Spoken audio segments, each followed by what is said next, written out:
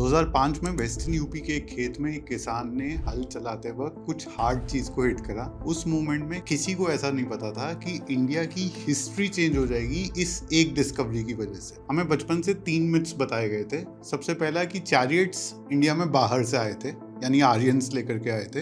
Bronze से बने हुए हथियार इंडिया में बहुत सालों बाद यूज होने स्टार्ट हुए थे और वुमेन वॉरियर्स इंडिया में अनथिंकेबल माने जाते थे। फिर वेस्टर्न यूपी में इस एक खेत में ऐसा एक्सकवेशन स्टार्ट हुआ जो एक के बाद एक हर एक आर्कियोलॉजिस्ट को हैरान करता चला गया, और जो निकला उसने सारे एनसीईआरटी के टेक्स्ट बुक्स को चैलेंज कर दिया। 3 कंप्लीट वॉर चैरियट्स यानी कि 3 रथ, कॉपर प्लेटेड वुडन व्हील्स यानी कि वुडन व्हील्स के ऊपर कॉपर की परत चढ़ी हुई उनकी ड्यूरेबिलिटी बढ़ाने के लिए। ऐसे कॉफिन्स जिस पे ह्यूमन वॉरियर फिगर्स बने हुए थे। वर्ल्ड का सबसे पुराना कॉपर हेलमेट यहाँ वेस्टर्न यूपी सिनौली गांव से मिला। तलवारें यानी कि स्वॉर्ड्स, सेरेमोनियल और मार्शल दोनों नेचर की। स्टार्टिंग में ऐसा लग रहा था कि शायद ये कोई बरियल साइट हो, पर ऐसा नहीं, ये एक एलीट वॉरियर कल्चर का एविडेंस था। कार्बन डेटिंग के हिसाब से ये साइट कम से कम 4000 साल पुरानी थी। यानी कि इजिप्ट में जिस समय ब्रॉन्ज वेपन्स यूज हो रहे थे और मेसोपोटामिया में चैरियट सिविलाइजेशन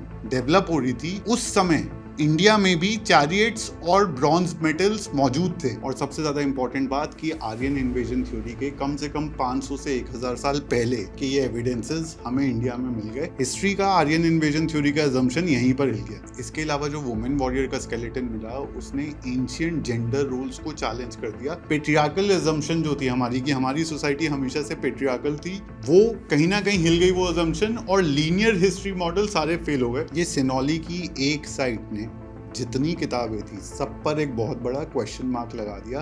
अगर चैरियट्स, मेटलर्जी, वॉरियर्स ये सब यहीं इंडिया में डेवलप हुए थे तो फिर कौन ज्यादा सिविलाइज था, किसके कल्चर को कौन फॉलो करता था, और कहां से एडवांस मेटलर्जी की शुरुआत हुई थी। ये सारे क्वेश्चंस दोबारा से सोचने की जरूरत है।